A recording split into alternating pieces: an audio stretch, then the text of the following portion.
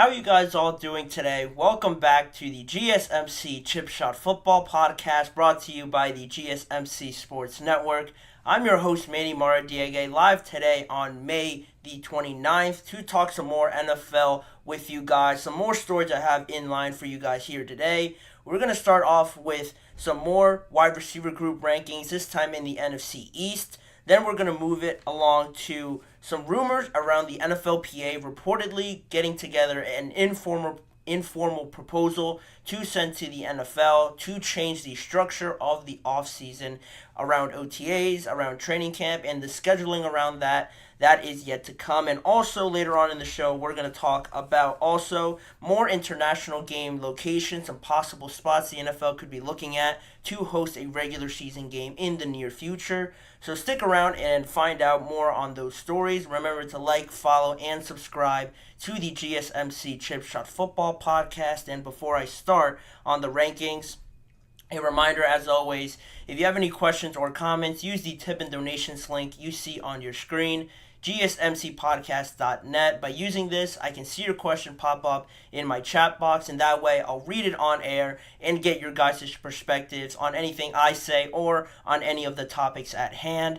It's a massive help for this show, so if you could, please use the tip and donations link, GSMCPodcast.net. But that allows me to move now into the rankings, this time focusing in on the NFC East. Yesterday we did the NFC North, and now we'll keep going down the line here and talk about the Cowboys, the Commanders, the Giants, and the Eagles, and how they're looking at the wide receiver position. 4 through 1, again, as always, and there could be some surprises in here. This was a pretty interesting one to rank, but without further ado, I will move into the first one, that being number 4, the Washington Commanders. Just really came down to not a lot of reliable, proven options for the Commanders. You have Terry McLaurin, who I think is a very good number 1 receiver, very underrated and not talked about enough because of the situation there with the Commanders. They've never really had a solid quarterback, but in saying that, he still has put up some pretty decent numbers, and I think now with Jayden Daniels, this could possibly be the best quarterback he's ever had, just based on the ceiling that Jayden Daniels could reach. The other one could have been Kirk Cousins, but I think Jayden Daniels has that big, how much more of a higher ceiling than Kirk. So big things to come from Terry. But then you look at all the other options besides him. You have Jahan Dotson, who was a rookie last year. So you could sort of give him a pass for not, wowing everybody. Not everybody can be a Justin Jefferson or a Jamar Chase coming out of college in their first year. But I thought he did pretty solid. I think he could be a good number 2 for them. But then you see on your screen I have Luke McCaffrey there. They just drafted him, and that's because of the lack of options that really the Commanders have. The only one with the reputation, really, just to touch base on that again, is Terry McLaurin. Jahan Dotson really hasn't done enough, and you have Amador Zaccheaus there also as some more depth at that position, but not really too much to work with here for the Washington Commanders. I'm still a little surprised they haven't addressed it a little bit more in the offseason. It seems like they've addressed everything else but the wide receiver position, so either they don't think any of the candidates fit, or they might like the group that they have right now. Some good reviews from Luke McCaffrey, but to expect what you'd want out of a number 3, potentially number 2 receiver in his first year, that's kind of hard for me to really buy into. So the Commanders will be the worst ranked wide receiver group just because of the lack of options there.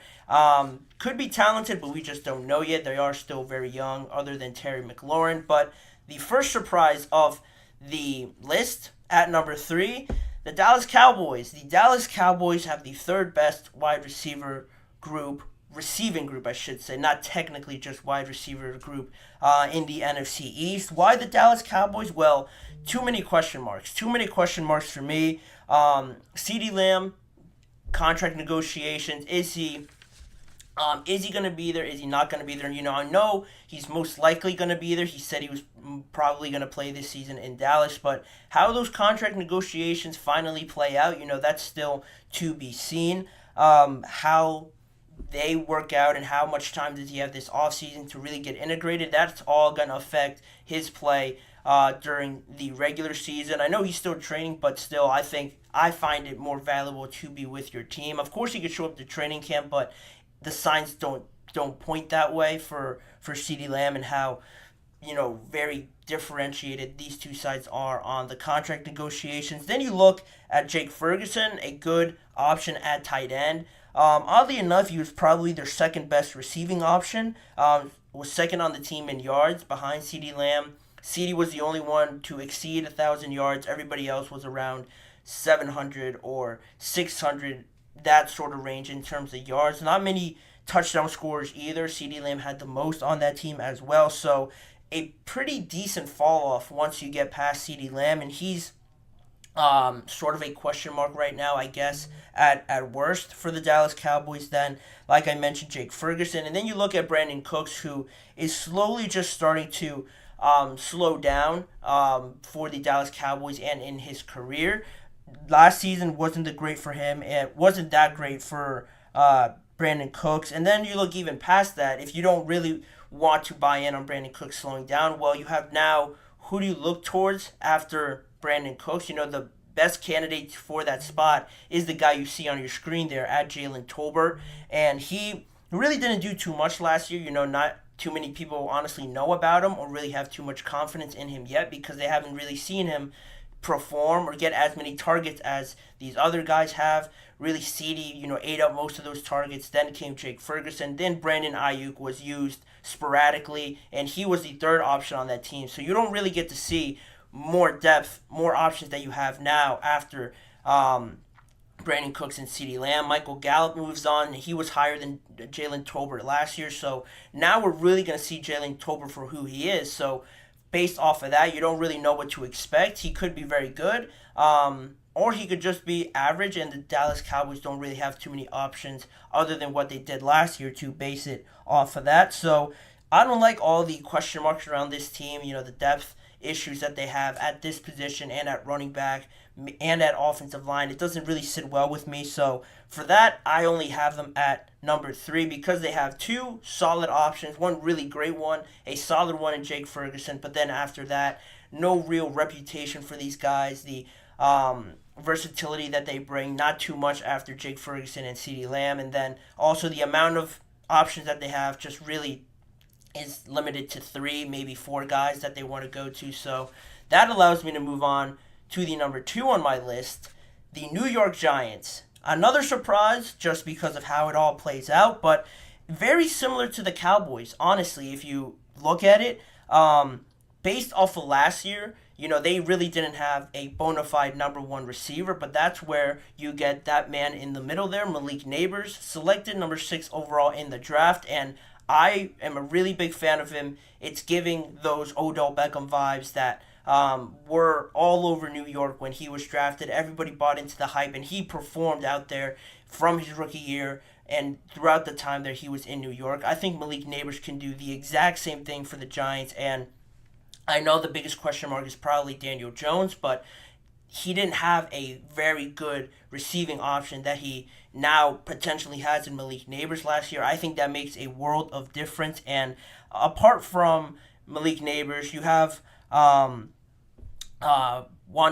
Robinson, number 17 there on your screen. Then Darius Slayton as well as the big 3 in my opinion. But then you still have options besides that at Bellinger at tight end, Isaiah Hodgins, Allen Robinson, and Jake Stoll. Not the biggest named guys out there, but even still, I think they provide a pretty decent, weaponry there for the Giants to sort of work with there as their receiving group. And also, similar to the Dallas Cowboys, which is probably my biggest point, the Cowboys have one really awesome receiver, right, in Ceedee Lamb. Then after that, they have these options that you're sort of okay on. They're not the worst, but they're certainly not the best. I think it's almost the exact same thing with the Giants, but at this point, I would probably take Darius Slayton, Wan'Dale Robinson, and maybe even Jalen Hyatt instead of Brandon Cooks and Jalen Tolbert at this moment, just because I feel like they have a little bit more to give now. Brandon Cooks is on the other side of his career, and Wan'Dale Robinson, pretty random, but I think I remember seeing Ceedee Lamb sort of mention Wan'Dale Robinson as one of the most underrated receivers he has ever seen, or that came to his mind in one interview.